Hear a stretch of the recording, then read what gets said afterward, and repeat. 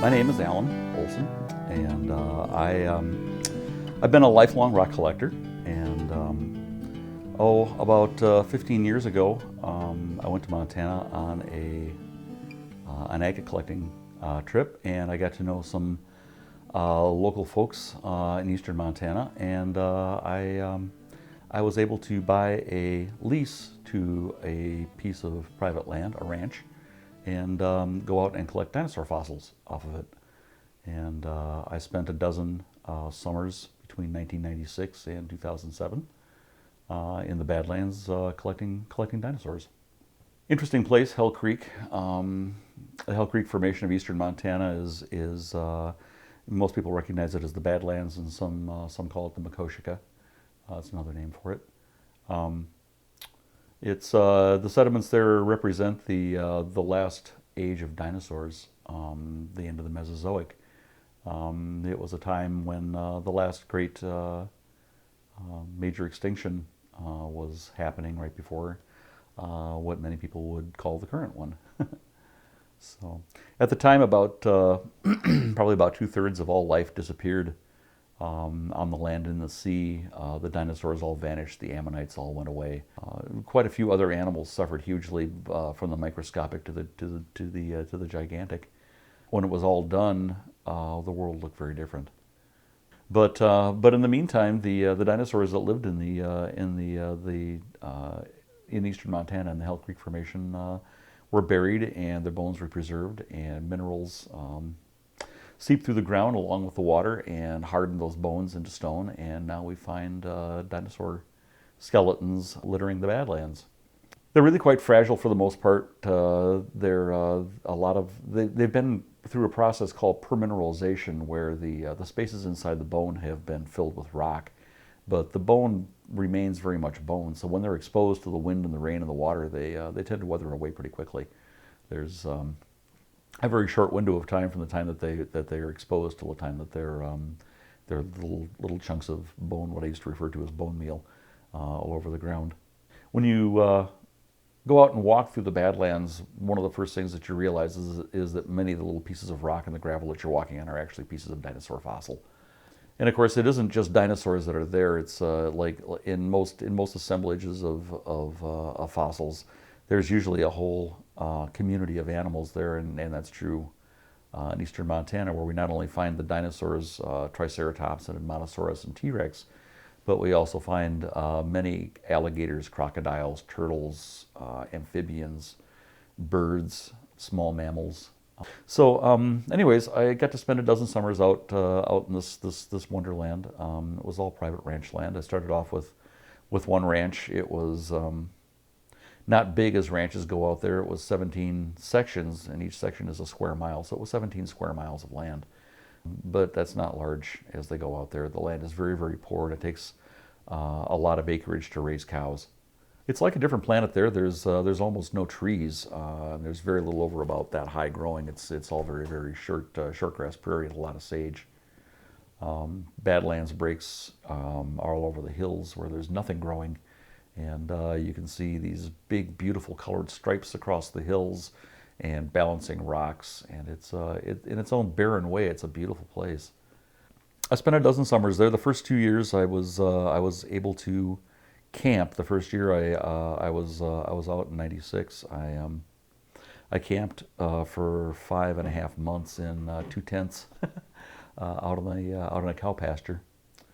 It was a dry camp, so I had to go into the ranch house to get water, and it was a wonderful experience. Camping conditions are difficult. The wind blows all of the time, and since there's no trees or tree cover, there's really nothing to stop it.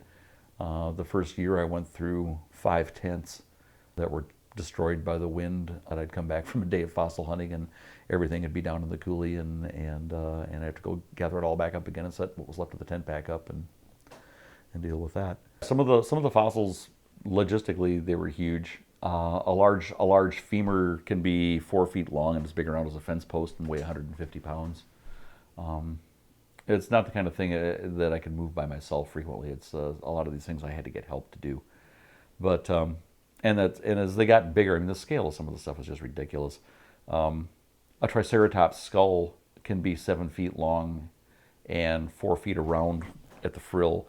And by the time that it's plastered and with even a minimal amount of sediments left on it from the field, it can still be more than way over a ton, 2,000 to 3,000 pounds. And that sort of thing requires a front end loader to move. There's just no other way to do it. So yeah, some of the stuff is just ridiculously huge. I collected a shoulder blade that was 5 feet long. I collected a Triceratops horn that was 3.5 feet long. It was like a traffic cone. This is a Triceratops horn. It's a brow horn from Triceratops. It's from over the eye. They all the saying among fossil collectors is that every fossil is broken and every fossil is incomplete. It's just the nature of things to come out that way after being buried this long. So consequently, there is a certain amount of what we call prep work, fossil preparation that has to be done to them.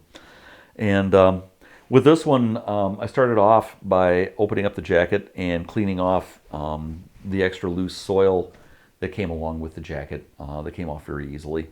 When I got that off, I found that there were chunks of rock stuck on it that had to be removed. And for that, I used a tool we call an air scribe, which is a little pneumatic jackhammer about the size of a ballpoint pen. And it's very, very gentle and very good for taking off those sorts of things. And it did a really effective job of removing the extra rock off of this. And this is an Edmontosaurus vertebrae. It's been completely restored. It's a very nice one. It's from the backbone of Edmontosaurus. There's been a few places on here that were missing little chips and pieces. Let's see here. Oh yeah, back along here that had to be replaced. But you know, this vertebrae looked very much like this horn I just showed you a minute ago before I put the paint on it. I had a spot down in here that had to be replaced. That was gone altogether. There were some little pieces along here that had to be replaced, and up along here. And this little edge here was gone. This one was actually fairly complete, and it wasn't missing any of its processes or anything like that. But it had a number of small chips that were gone out of it along here that had to be replaced and painted. They look so much better when they're whole. It's a remarkable transformation that they go through like that. And especially when you see them when they look like when they were found. Like I remember this one was sitting up on the edge of a bank like this, just completely in relief. This process had fallen onto the ground, and I had to pick it up. It was loose, but other than that, it was just I could see exactly what it was, and you know, this one was really quite nice. It's the ones that are where you only see like a small little bit of it, and you're digging in, and there's a lot of rock, and there may be a lot of bone debris and that sort of thing. If it was a high energy sort of a situation like a river where things were getting rolled around and mushed up into gravel. They can be very messy. And more than once I spent 45 minutes carefully digging up a rock.